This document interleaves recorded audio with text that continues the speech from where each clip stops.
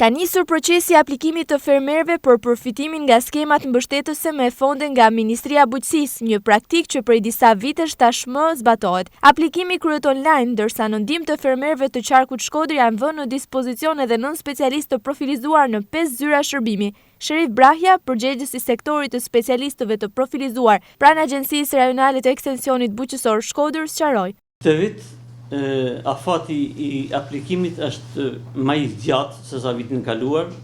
Fillon në 14 prill dhe përfunon me 30 maj. Fermerët kanë kohë të mjaftueshme në dispozicion, kurse kriteret për ta përfituar mbështetjen financiare është dokumenti i tokës, i marrjes tokës në pronësi. Është certifikata pronësisë ose AMTP-ja, akti i marrjes tokës në pronësi. Me hartën treguese edhe me kartelën e pasurisë, ata që kanë tapin e rregullt. Sipas nevojave, fermerët mund të aplikojnë për disa drejtime të ndryshme për të përfituar nga kjo skemë. Në plegëtori financohen mbashtrimi i gjellit, i të imtave, i bletarisë dhe i viçave për majmëri. Në bimë të arave subvencionohet bimë medicinale me 30.000 lekë për hektar për shërbimet.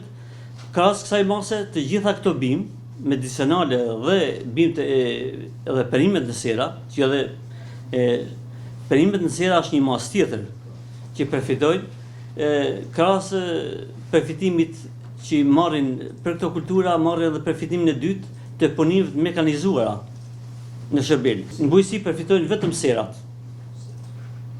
tunel plastike, serat që mbjellin perime, lule shtryën sera.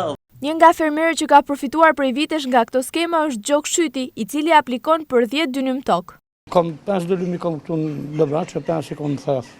Këtu në Shkodër i mjedhi Jergula të Kolomos, në Theth dhe Shkolomos.